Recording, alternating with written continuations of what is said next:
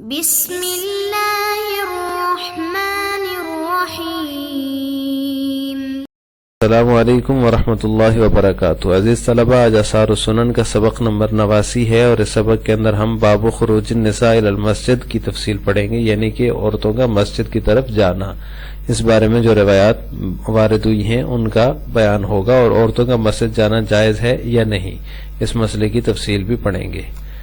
تو اس باب کے تحت علامہ نیوی رحمہ اللہ تعالی نے 9 احادیث ذکر کی ہیں۔ آج کے سبق میں ہم ان احادیث کا ترجمہ اور تشریح اور عورت کے مسجد جانے کے مسئلے کی تفصیل پڑھیں گے۔ اس باب کی پہلی روایت ہے عن ابن عمر رضی اللہ تعالی عنہما عن نبی صلی اللہ علیہ وسلم قال اذا استأذنكم نساؤكم بالليل الى المسجد فاذنوا لهن، رواه الجماعہ الا ابن ماجہ۔ ابن عمر رضی اللہ تعالی عنہما سے روایت ہے، وہ فرماتے ہیں کہ نبی کریم صلی اللہ علیہ وسلم نے فرمایا، جب تمہاری عورتیں تم میں سے کسی سے رات کو مسجد جانے کی اجازت طلب کریں تو انہیں اجازت دے دو۔ اس کو محدثین کی ایک جماعت نے روایت کی ہے سوائے ابن ماجہ کے۔ اگلی روایت ہے عن ابی ہریرہ رضی اللہ تعالی عنہ ان النبی صلی اللہ علیہ وسلم قال لا تمنعوا اماء اللہ مساجد اللہ وَلْيَخْرُجَنَّ تَفِلَاتٍ، رواه احمد وابو داود وابن خزیمہ واسنادہ حسن۔ حضرت ابو ہریرہ رضی اللہ تعالی عنہ سے مروی ہے کہ بے شک نبی کریم صلی اللہ علیہ وسلم نے فرمایا، تم اللہ کی بندیوں کو اللہ کی مساجد سے نہ روکو اور وہ بغیر زیب و زینت کے نکلیں۔ اس کو امام احمد، ابو داود اور ابن خزیمہ نے روایت کی ہے، اور اس کی سند حسن درجے کی ہے۔ اس سے اگلی روایت ہے وعن زید بن خالد الجہنی رضی اللہ تعالی عنہ قال قال رسول اللہ صلی اللہ علیہ وسلم لا تمنعوا اماء اللہ المساجد ولیخرجن تافلات، رواہ احمد والبزار والطبرانی وقال الہیثمی اسنادہ حسن۔ زید بن خالد جوہنی رضی اللہ تعالی عنہ سے مروی فرماتے ہیں کہ رسول اللہ صلی اللہ علیہ وسلم نے فرمایا، تم اللہ کی بندیوں کو مساجد سے نہ روکو اور انہیں چاہیے کہ وہ بغیر زیب و زینت کے نکلیں۔ اس کو امام احمد، بزار، طبرانی نے روایت کیا ہے، اور حیثمی فرماتے ہیں اس کی سند حسن درجے کی ہے۔ اس سے اگلی روایت ہے وعن عائشہ رضی اللہ تعالی عنہ قالت لو ادرک النبی صلی اللہ علیہ وسلم ما احدث النساء لمنعهن المسجد كما منعت نساء بنی اسرائیل، اخرجہ الشیخان۔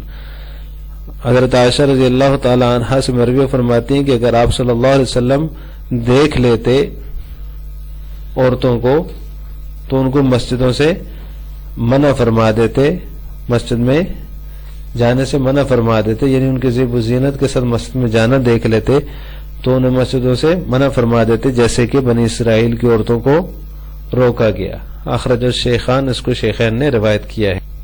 یہاں آپ صلی اللہ علیہ وسلم نے فرمایا لا تمنعوا اماء اللہ، یعنی اللہ تعالیٰ کی بندیوں کو مسجدوں میں جانے سے نہ روکو۔ تو یہ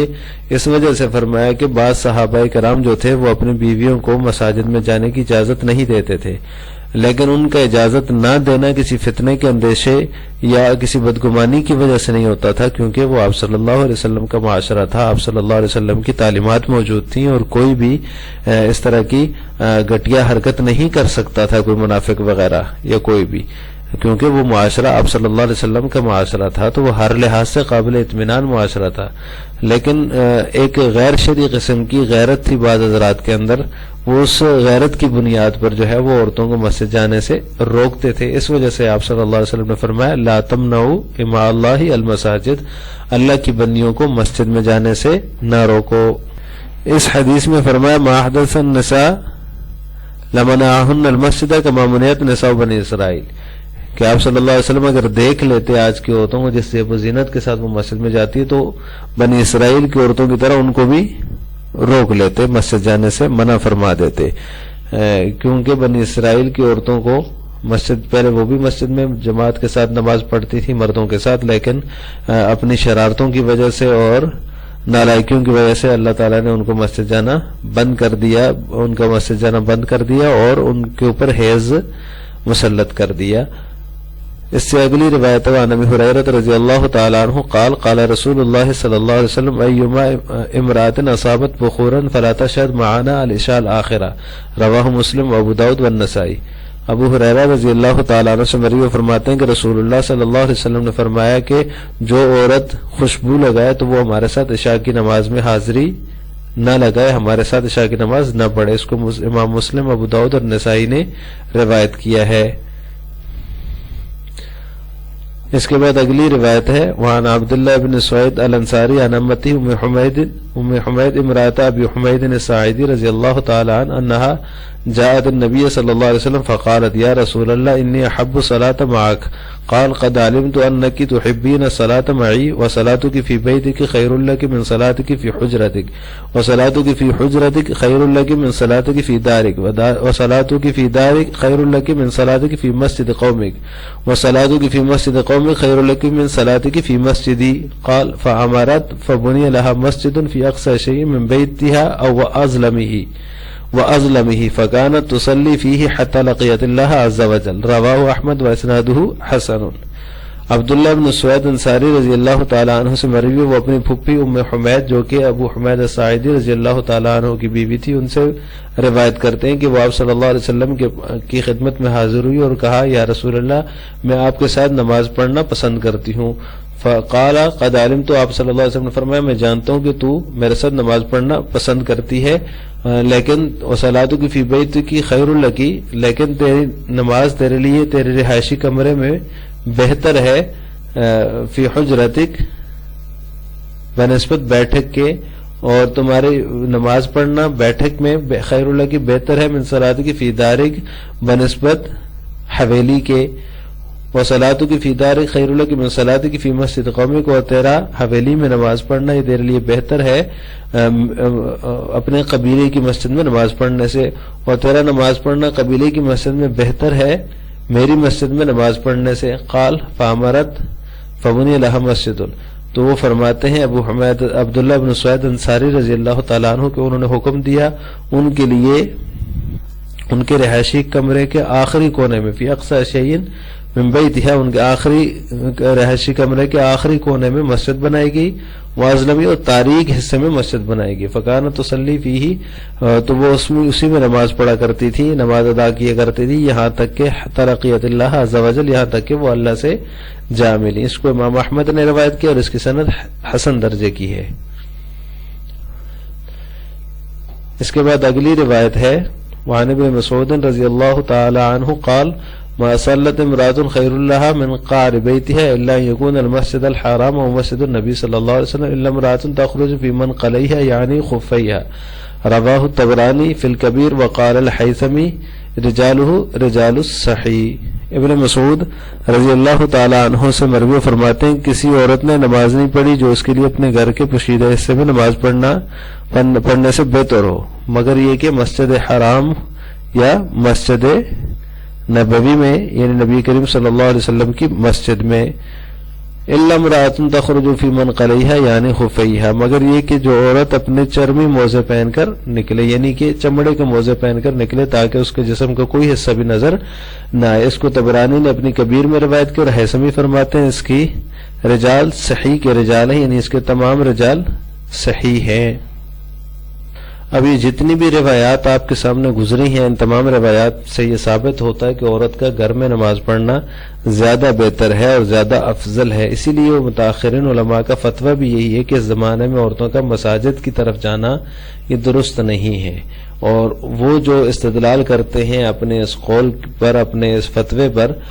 وہ انہی احادیث سے استدلال کرتے ہیں جن میں عورت کے لیے گھر میں نماز پڑھنا اور گھر میں بھی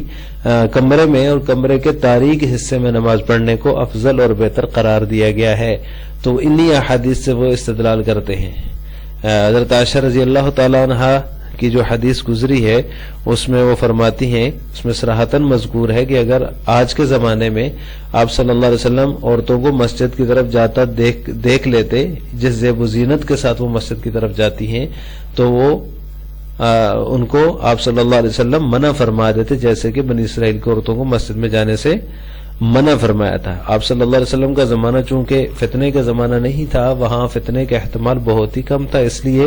آپ صلی اللہ علیہ وسلم کے زمانے میں عورتوں کو مسجد جانے کی اجازت ہوا کرتی تھی. لیکن پھر جیسے بعد کا زمانہ آیا تو فتنے کا اندیشہ بڑھا فتنے کے مواقع بڑھ گئے تو اس لیے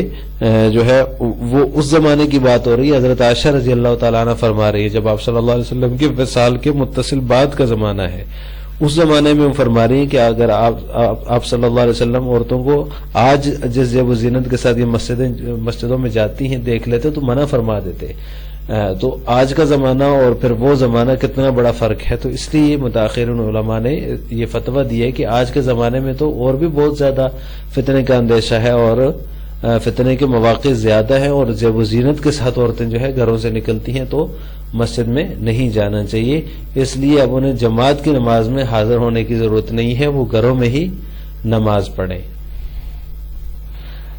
اس باب کی اگلی روایت ہے وعنہ قال كان الرجال والنساء من بني اسرائيل يصلون جميعا فكانت المرأة اذا كان لها الخليل تلبس القالبين تطول بهما لخليلها فألقى الله عليهن الحيض فكان ابن مسعود رضي الله تعالى عنه يقول أخروهن من حيث أخرهن الله قلنا ما القالبين قال رقيستين من خشب رواه الطبراني في الكبير وقال الحيثمي رجاله رجال الصحيح. انہی سے یعنی ابن مسعود رضی اللہ تعالیٰ عنہ سے مروی فرماتے ہیں کہ بنی اسرائیل کی عورتیں اور مرد اکٹھے نماز پڑھتے تھے. فکانت المرأة اذا كان لها الخلیل، جب کسی عورت کا کوئی دوست ہوتا تو وہ تلبس القالبین، تو وہ قالبین پہن کر تطول بہما لخلیلها اپنے دوست کے لیے اونچی ہو جاتی، یعنی تاکہ دور سے پہچان سکے. فألقى الله عليهن الحيض، تو اللہ تعالیٰ نے ان کے اوپر حیض مسلط کر دیا. فکان ابن مسعود یقول، تو ابن مسعود رضی اللہ تعالیٰ عنہ فرمایا کرتے تھے آخروہن من حیث آخرہن اللہ، انہیں مؤخر رکھو، انہیں جس طرح کہ اللہ تعالیٰ نے ان کو مؤخر کیا ہے، بعد میں رکھا ہے. قلنا من قالبینی، تو ان سے کہا گیا، پوچھا گیا کہ قالبین کیا چیز ہے، تو انہوں نے فرمایا یہ لکڑی کے بنے ہوئے رقیستین من خشب، لکڑی کے بنے ہوئے جوتے ہیں. رواہ طبرانی فی الکبیر، اس کو طبرانی نے اپنی کبیر میں روایت کیا ہے، اور حیثمی فرماتے ہیں رجال اس کے سارے صحیح ہیں. اس باب کی آخری روایت ہے وعن ابی عامر الشیبانی رضی اللہ تعالی عنہ ان رأى عبد اللہ رضی اللہ تعالی عنہ یخرج النساء من المسجد یوم الجمعہ ویقول اخرجنا الى بیوتکن خیر لکن. رواہ الطبرانی فی الکبیر وقال الحیثمی رجالہ موثقون. ابو عمر الشیبانی سے مروی کہتے ہیں کہ میں نے عبداللہ بن مسعود رضی اللہ تعالیٰ عنہ کو جمعے کے دن عورتوں کو مسجد سے نکالتے ہوئے دیکھا. ویقول، اور آپ کہہ رہے تھے اپنے گھروں میں اخرجنا الی بیوتکن خیر لکن، اپنے گھروں میں جاؤ وہ تمہارے لیے زیادہ بہتر. اس کو طبرانی نے اپنی کبیر میں روایت کیا ہے، اور حیثمی کہتے ہیں اس کے سارے رجال ثقہ ہیں. آج کے سبق کا خلاصہ یہ ہے کہ ہم نے باب الخروج النساء الی المسجد کی جتنی روایات ہیں، 9 احادیث ہیں اور 9 روایات ہیں، ان کا ترجمہ، تشریح اور ایک فقہی مسئلے کی تفصیل پڑھی ہے کہ آج کل کے زمانے میں عورتوں کا مسجد جانا متاخرین علماء کا فتویٰ یہی ہے کہ جائز نہیں ہے، صحیح نہیں ہے، کیونکہ فتنے کا زمانہ ہے، فتنے کے مواقع زیادہ ہیں، فتنے کا احتمال زیادہ ہے، اور عورتیں بھی زیب و زینت کر کے مسجد گھروں سے نکلتی ہیں تو اس میں فتنہ اور بھی زیادہ ہو جاتا ہے. تو اس لیے عورتیں گھروں میں ہی نماز پڑھیں. اور احادیث کے اندر بھی جتنی ہم نے پڑھی ہیں سب کے اندر یہ مذکور ہے کہ آپ صلی اللہ علیہ وسلم نے عورت کے لیے گھر میں نماز پڑھنے کو بہتر اور افضل قرار دیا ہے. آخر میں آپ سے 2 سوال ہیں. عورت جماعت کی نماز میں شریک ہو سکتی ہے یا نہیں؟ اس کا جواب آپ نے کمنٹ باکس میں دینا ہے. اور دوسرا سوال ہے آپ صلی اللہ علیہ وسلم کے زمانے میں عورتیں مسجد جایا کرتی تھی یا نہیں جایا کرتی تھی؟ اس کا جواب بھی آپ نے کمنٹ باکس میں دینا ہے. السلام علیکم ورحمۃ اللہ وبرکاتہ.